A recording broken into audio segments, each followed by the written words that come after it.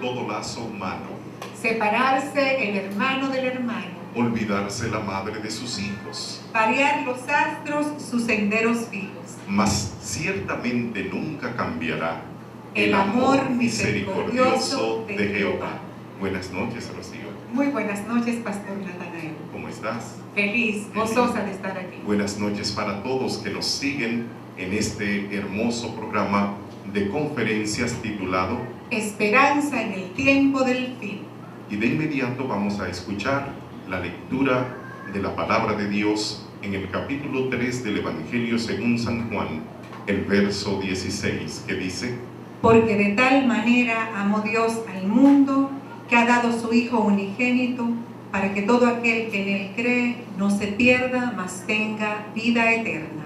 Escuchemos de inmediato el tema de esta noche en los labios del pastor Daniel Polanco, titulado Esperanza en el rescate. Oramos. Dios y Padre eterno, en esta hora te damos infinitas gracias, porque nos permite estar delante de tu presencia. He aquí, Señor, un grupo de tus hijos que se han detenido en sus quehaceres y están atentos a tu palabra, buscando algún mensaje de esperanza. Queremos pedir, Señor, que al abrir tu palabra, tú puedas hablar a cada uno de nosotros. Por eso abrimos tu palabra en esta noche, en el nombre del Padre, del Hijo y del Espíritu Santo. Amén, Señor. Amén. Bien, queridos, yo quiero ir en la palabra del Señor al libro de Génesis para estudiar hoy el tema titulado Esperanza en el rescate. ¿Sabían que estamos viviendo en un tiempo de una era tecnológica? Hay muchos avances, hay muchas oportunidades.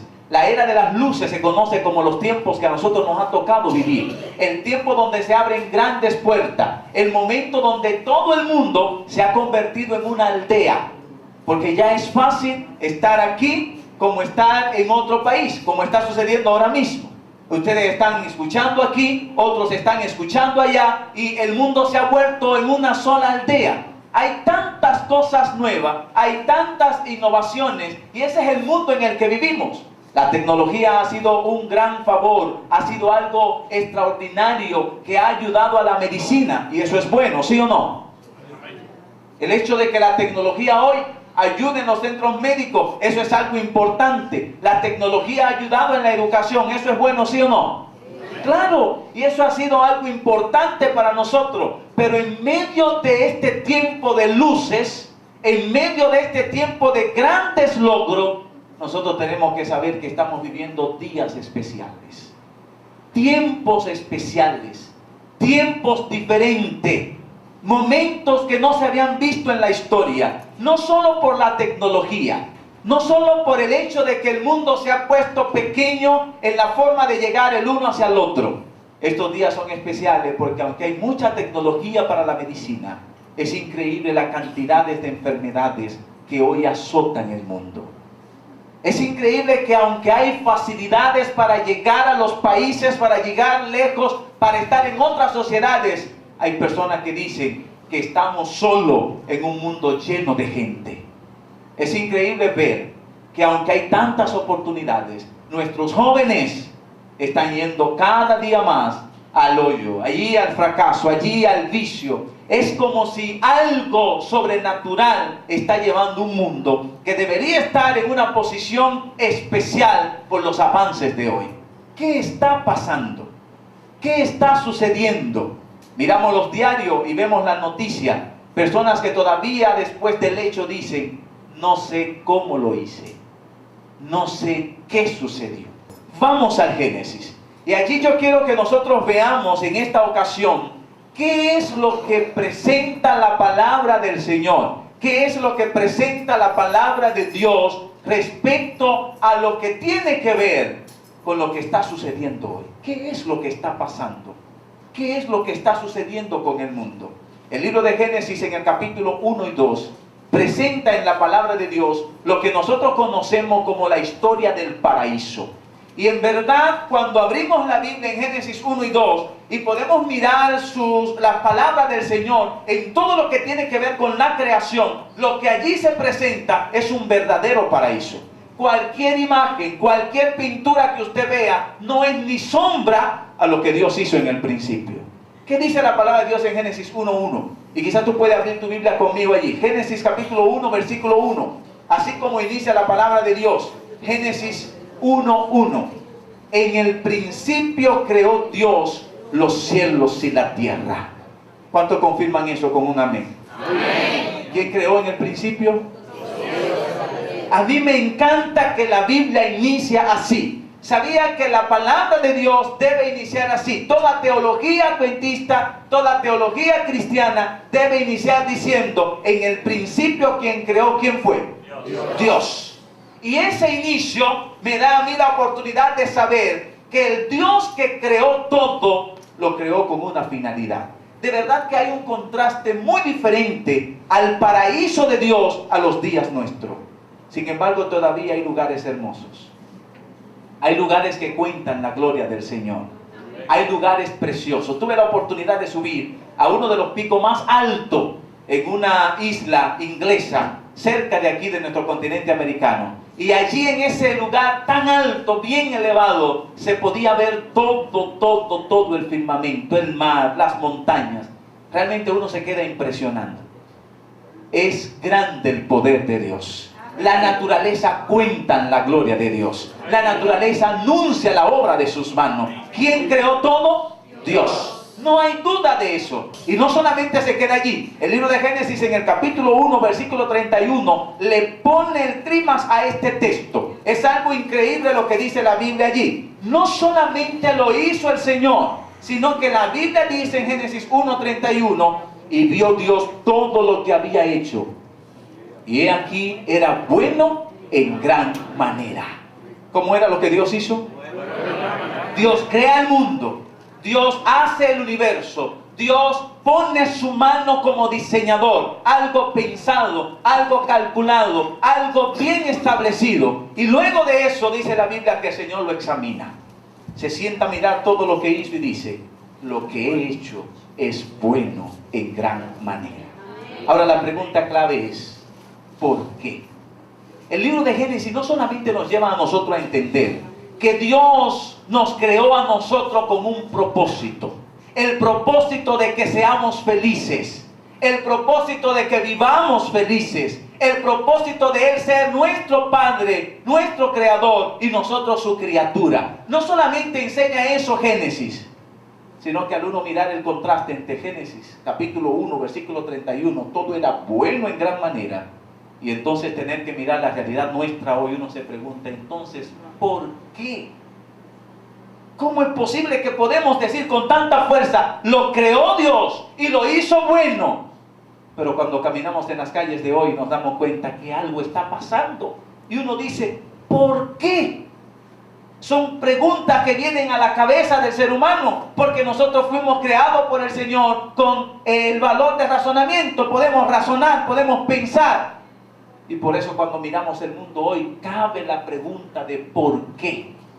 Tú no estás mal si te preguntas ¿por qué? Tú no estás pecando si dices ¿por qué, Señor? Si todo fue hecho bueno, hoy está mal. ¿Por qué en mi vida misma, cuando lo planifico todo bien, me sale mal? La respuesta a esto está en la misma Biblia. Génesis capítulo 3. Y yo hoy no vengo a hablarte de la historia de Adán y Eva, el árbol prohibido y la serpiente. No vengo a hablarte de eso. Este es un tema que durante mucho tiempo hemos estado mirando en la Biblia. A veces cuando iniciamos a estudiar la Biblia siempre iniciamos por ahí. Nuestras maestras en la escuela nos enseñan esta historia, Génesis 1, 2 y 3. Y mayormente conocemos el drama de lo que sucede en Génesis capítulo 3. Génesis capítulo 3 presenta la gran historia del momento en que se rompió la armonía perfecta que había en el jardín del Edén. El jardín del Edén era un lugar hermoso. No era especial solamente porque Dios había creado buenos árboles, porque había hecho un buen lugar para el hombre. El jardín del Edén era especial porque había alguien que siempre iba al jardín del Edén. ¿Saben quién era? Dios. Allí estaban Adán y Eva. Y había un tercer personaje. ¿Saben quién era? Dios. ¿Usted se imagina un lugar donde está Dios? ¿Es especial, sí o no? Quizás sobre todo, aunque hayan buenos ríos, aunque hayan buenos árboles, aunque todo esté perfecto, la perfección de ese lugar era que Dios estaba ahí. Imagínate tú con Dios en tu casa. ¿Haría falta algo más?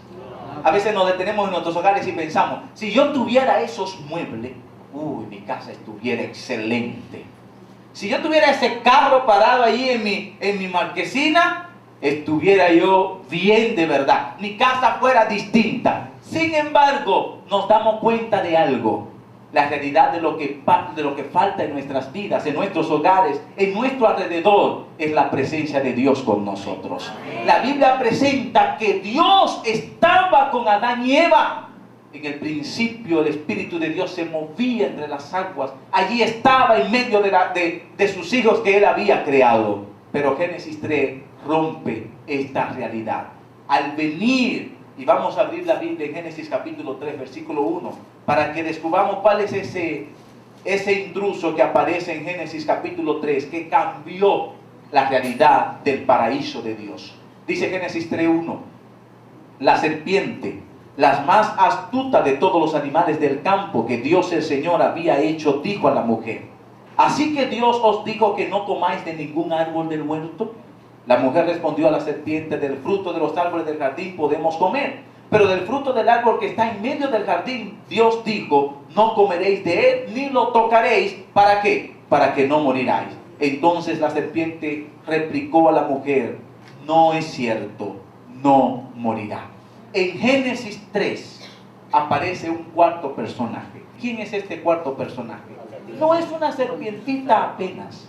A veces pensamos, sí, allí aparece la serpiente de la historia bíblica. Allí aparece la serpentita que empieza a hablar con Adán, que empieza a hablar con Eva. Pero yo quiero decirte esta noche que esa serpiente fue causante del cambio drástico que ocurrió del paraíso de Dios a la realidad que vivimos hoy.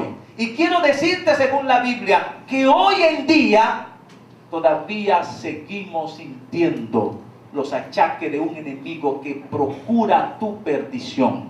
¿Que procura qué? Espérense, vamos a ver algo. Dios quiere que yo sea salvado. Dios hace el huerto del Edén con la finalidad de que el hombre viva feliz. Es el interés del Señor que nosotros tengamos todas las cosas. Pero ahora la Biblia me dice que hay un cuarto personaje en la historia del Génesis que procura el malestar de la humanidad, que procura que las cosas que son buenas salgan malas, que procura que el bien que es de Dios ahora se dañe. Y yo quiero que nosotros conozcamos ese personaje. La Biblia lo conoce como Lucifer. No era una serpiente, era un ángel de luz. Su nombre dividido en dos, luz y ferro, significa portador de luz. Y es descubierto totalmente en la palabra de Dios y descrito por Ezequiel capítulo 28, versículos 12 al 14. Tú puedes allí buscar en la palabra del Señor el libro de Ezequiel, capítulo 28, versículos 12 al 14. Y también puedes leerlo conmigo. Dice allí la palabra del Señor: tú, el que sella el modelo, lleno de sabiduría y acabado de hermosura, en el Edén, en el huerto de Dios estuviste. Toda piedra preciosa era tu ornamento. Y sigue diciendo, tú eras querubín ungido, el cubridor, y yo te puse. Isaías describe quién realmente era ese ángel, que dice Ezequiel que estaba vestido de luz, que era el cubridor protector del Señor, y que toda piedra preciosa era su ornamento. Había sido creado para ser parte de las huestes celestiales. Ahora Isaías me dice quién es claramente. Isaías 14, 13 y 14 dice: tú que decías en tu corazón, subiré al cielo a lo alto, junto a las estrellas de Dios, levantaré mi trono y seré semejante a ¿quién? Fíjense, esa serpiente de Génesis 3, cuyo nombre era Lucifer, ángel de luz, ahora dice Isaías que él tenía un objetivo. Dice que se levantó por encima de Dios. ¿Estamos hablando de alguien cualquiera? Una vez alguien dijo, si yo hubiese sido Adán, yo no peco. Si yo hubiese sido Eva, yo no caigo. Han escuchado muchas veces eso, ¿no? Y algunos dicen, cuando están trabajando duro, por Adán. Y otros dicen, por Eva. Cuando está cayendo el sudor, cualquiera dice seriamente, oye, si no hubiese ocurrido lo que ocurrió en el Génesis, las cosas hubiesen sido distintas hoy. Imagínese usted salir de su casa y encontrar todo árbol con fruto. Todo árbol daba fruto para comer. Todo estaba cómodo, todo estaba preparado. Dios había establecido un lugar especial para que Adán y Eva vivieran bien. Y uno a veces dice, si Adán no hubiese caído. Pero yo no quiero justificar a Adán, porque Adán solamente tenía que obedecer ¿a quién? A Dios. El primer pecado consistió en la desobediencia. Pero yo sí quiero decirte algo.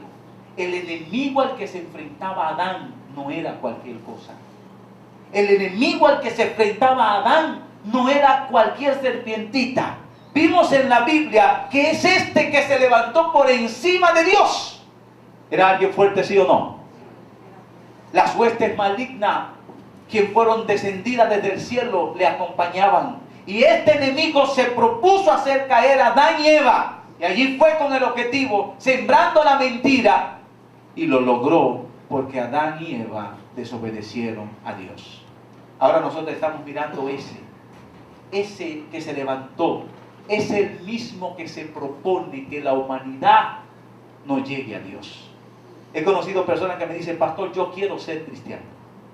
Yo voy a ser cristiano.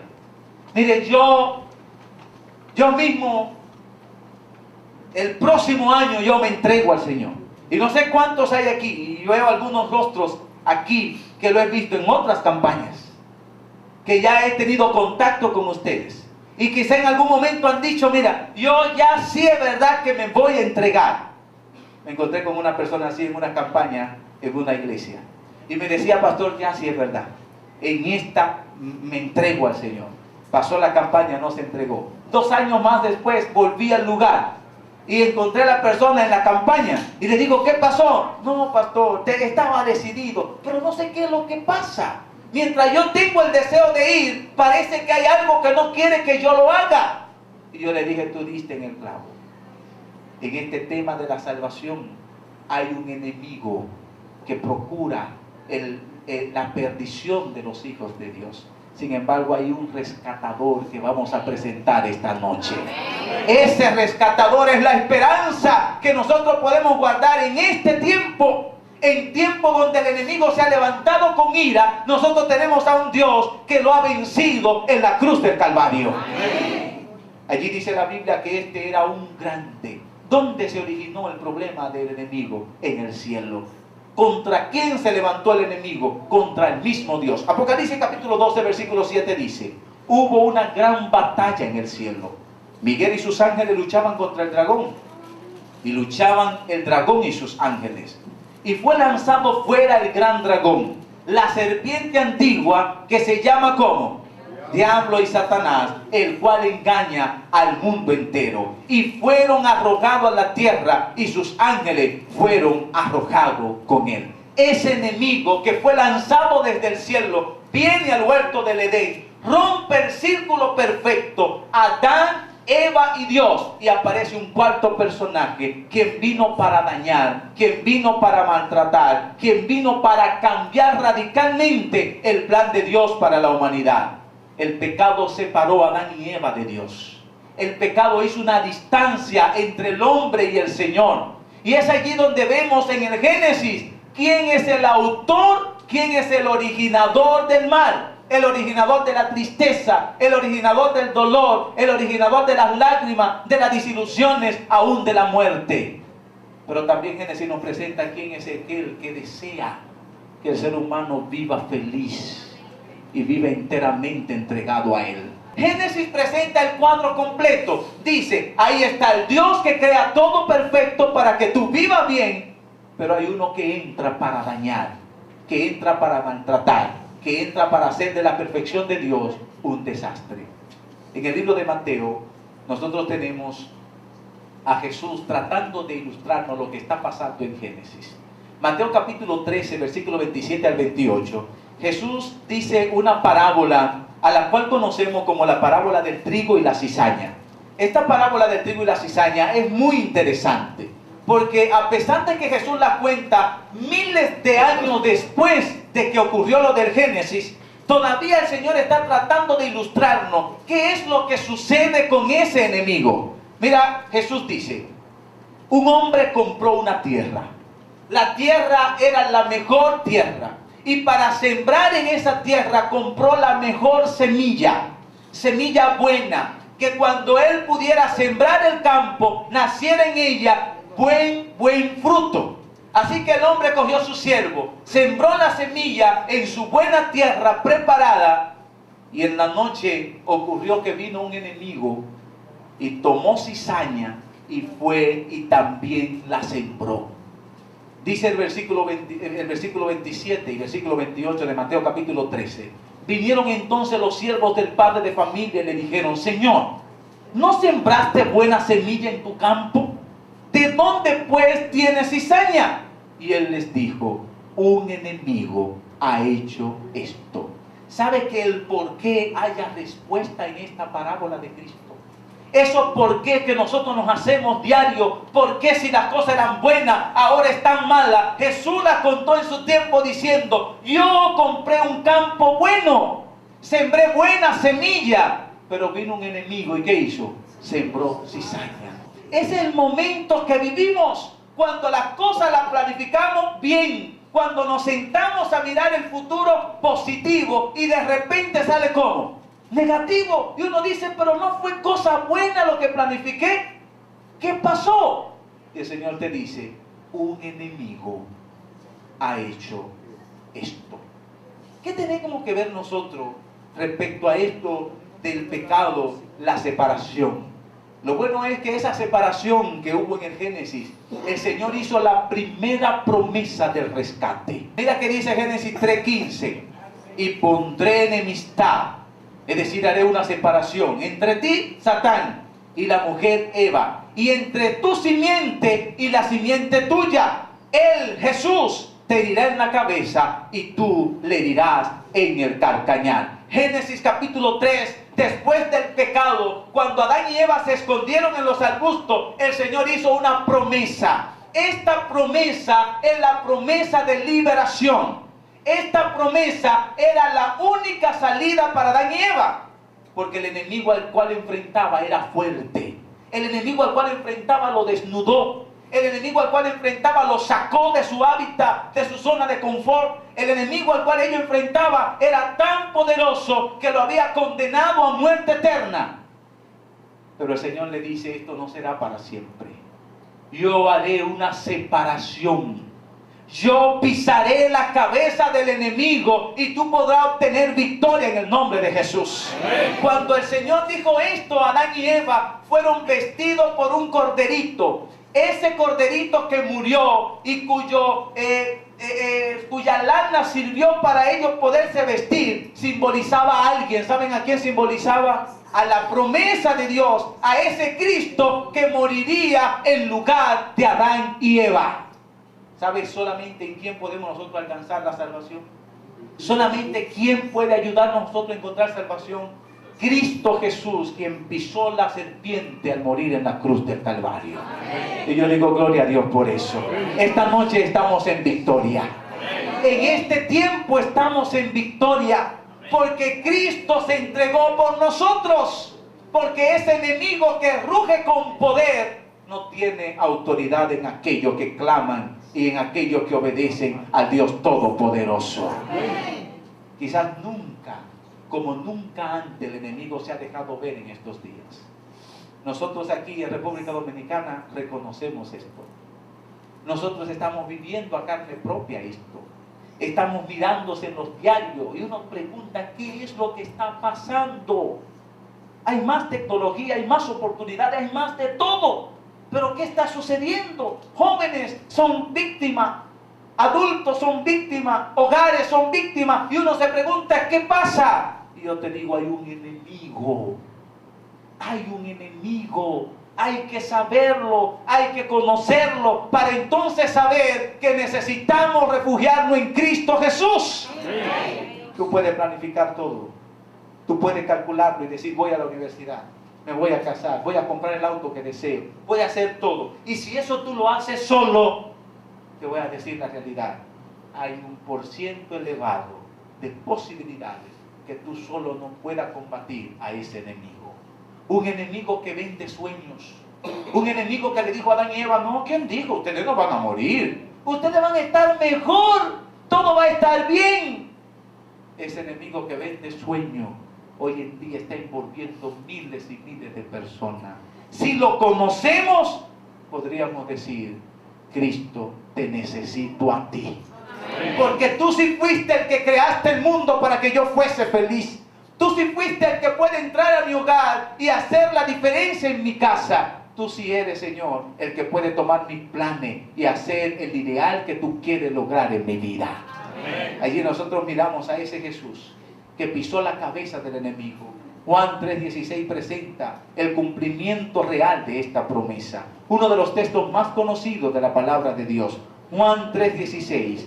Porque de tal manera amó Dios al mundo, que ha dado a su Hijo unigénito, para que todo aquel que en Él crea no se pierda, mas tenga vida eterna. En el pecado había muerte, pero en Cristo ¿qué hay? El pecado te separaba de Dios, pero dice la Biblia que Cristo es el puente, que Cristo es el camino, la verdad y la vida. Si ya el Señor destruyó totalmente ese gobierno del enemigo, ese gobierno de la muerte, ¿por qué nosotros hoy tenemos que estar atentos? La palabra de Dios en el libro de Apocalipsis dice que el clamor del cielo llegaba hasta nuestros días. Apocalipsis 12:12 dice, ay de los moradores de la tierra y del mar, porque el diablo ha descendido a vosotros con gran ira, sabiendo que tiene que. ¿Hasta qué tiempo toca eso? El enemigo sabe, y nosotros sabemos que tiene un día para terminar sus días. Pero todavía hoy anda como león rugiente. Hoy anda buscando a quien devorar. Cristo, dice Apocalipsis 3:20, está a la puerta de cada corazón. Apocalipsis 3:20 dice, yo estoy a la puerta y llamo. Si alguno oye mi voz y abre la puerta de su corazón, yo entraré a él, cenaré con él y él conmigo. Yo estoy a la puerta de tu casa como estuve a la puerta de Zaqueo. El que es la vida está tocando la puerta de los corazones. La palabra del Señor nos da a nosotros la alternativa final. Cristo Jesús. Jesús es todavía el Redentor, el que resuelve los problemas. Jesús es todavía aquel Salvador que perdona. Jesús es todavía el Señor que cambia la vida. Jesús es todavía aquel que hace milagro. Jesús es nuestra única solución. Amén.